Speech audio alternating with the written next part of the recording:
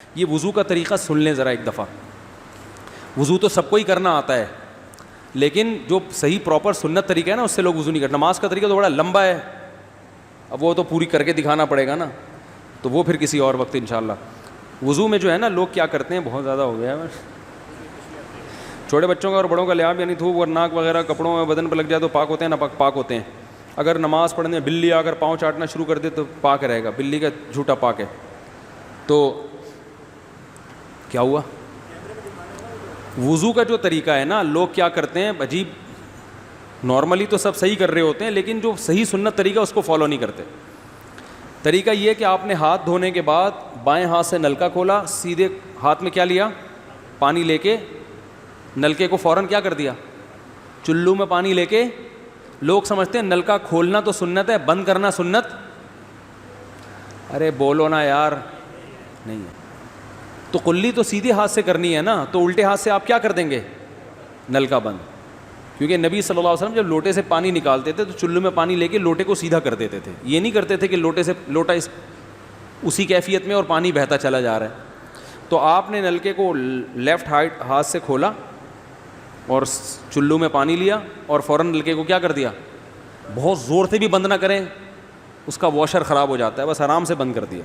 کیونکہ وہمی ہوں گے نا, وہ یوں کر کے کرتے رہیں گے, نلکے توڑ دیتے ہیں کہ بھئی ایک قطرہ بھی ضائع ہو گیا تو قیامت کے دن کہیں جہنم میں نہ پھینک دیں ہمیں, اس لیے پورے کوئی نمی بھی نہ آئے, تو تھوڑا سا بند کر دیں, ایک آدھ قطرہ ٹپکنے سے کچھ نہیں ہوتا. یہ لیا آپ نے, منہ میں کلی کی, مسواک کی, مسواک نہیں ہے تو انگلی سے دانت صاف کیے, غرارہ بھی کیا اگر روزہ نہیں ہے, ٹھیک ہے. پھر نلکا کھولا, پھر بند کیا, پھر کلی, اس طرح.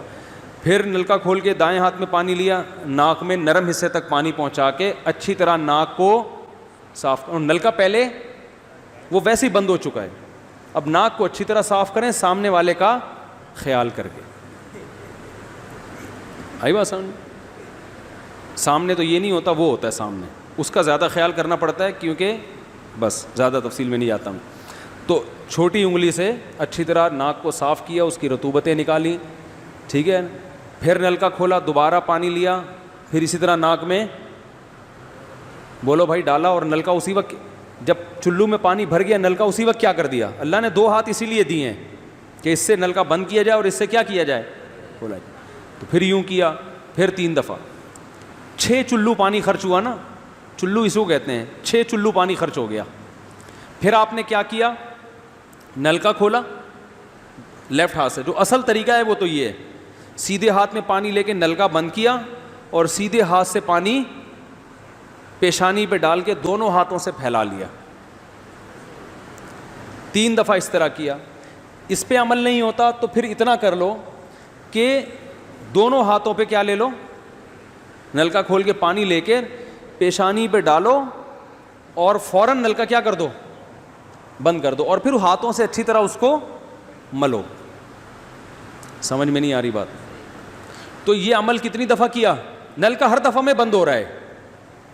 ہمارے یہاں جس ٹائم پہ نلکا کھلتا ہے تو جب تک وضو مکمل نہیں ہو جاتا بند ہونے کا نام نہیں لیتا. 3 دفعہ آپ نے منہ اچھی طرح دھو لیا. داڑھی ہے تو اس میں کیا کر لیا, بڑی داڑھی ہے, میری داڑھی ایسی, میں تو چلو سے پوری داڑھی دھو لیتا ہوں, چھوٹی سی داڑھی ہے, تو داڑھی میں خلال کر لیا آپ نے. اس کے بعد آپ نے بازو کیسے دھونے ہیں, بازو دھونے کا بھی یہ طریقہ ہے. لیفٹ ہاتھ سے چلو میں پانی لیا, جب سیدھے ہاتھ میں پانی آئے گا تو یوں کیا.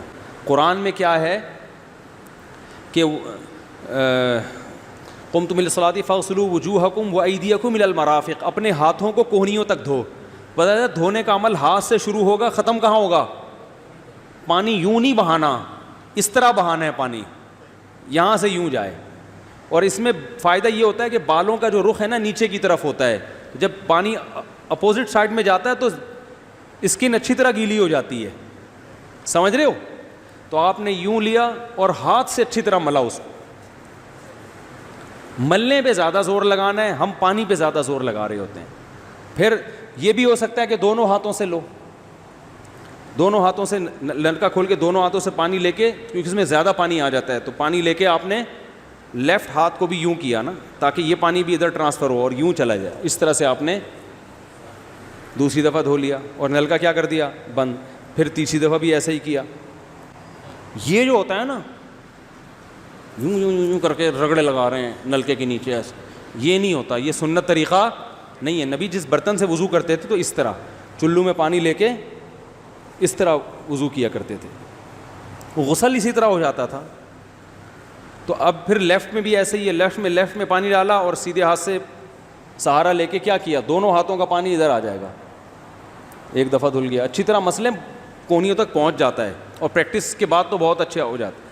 اس کے بعد آپ نے کیا کیا, سر کے بالوں کا مسا. سر کے بالوں میں جو یہ ہے یہ طریقہ کچھ بھی نہیں ہے, کہیں بھی ثابت نہیں ہے. سیدھا سیدھا آپ نے ہاتھ گیلے کیے, پیچھے لے گئے. ایک حدیث میں صرف یہاں تک آتا ہے, ایک حدیث میں واپس لانا بھی. تو دونوں طریقے ہیں مسا کے, صرف پیچھے لے جاؤ یا پیچھے لے جا کے پورے سر پہ ایسے ہاتھ پھیر لیا, کیا ہو گیا, سر کا مسا.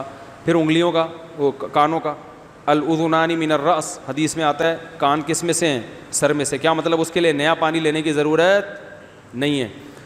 کان کا مسا کیا اور کانوں کی لو کا مسا کیا. گردن کا مسا بہت اختلاف ہے اس میں. احناف کے ہاں سنت, احناف بھی نہیں کہتے, افضل ہے, بہتر ہے. سنت کے لیے جتنی مضبوط دلیل ہونی چاہیے وہ گردن کے مسا پہ نہیں ہے, اس لیے احناف کا بھی فتویٰ یہی ہے کہ بہتر ہے, کر لو.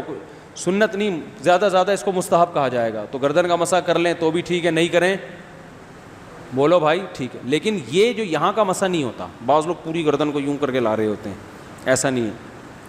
تو گردن کا مسا یہ جو یہاں سے کیا جاتا ہے, یہ پچھلے جانب سے ہمارے حضرت اس کے قائل نہیں تھے. وہ کہتے تھے مسا جہاں بھی شریعت میں ملتا ہے یہاں سے ملتا ہے. تو ان کی رائے یہی تھی کہ اگر گردن کا مسا کرنا ہے تو گدی, گردن نہیں گدی کا مسا, وہ یہاں سے کر لے.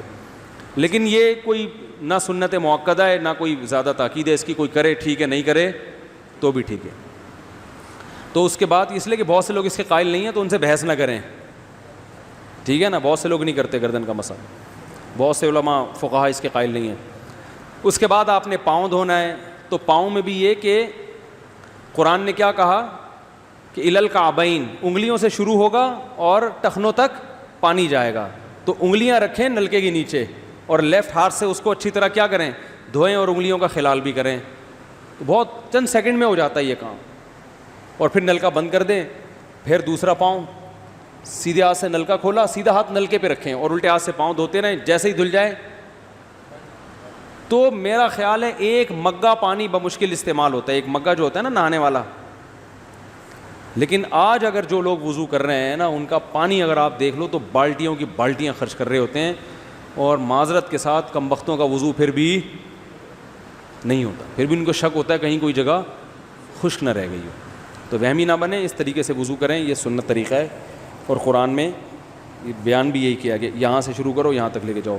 کافی ہو گیا میرا خیال ہے. اللہ تعالیٰ سمجھنے کی, عمل کرنے کی توفیق عطا فرمائے. وما علینا الا البلاغ.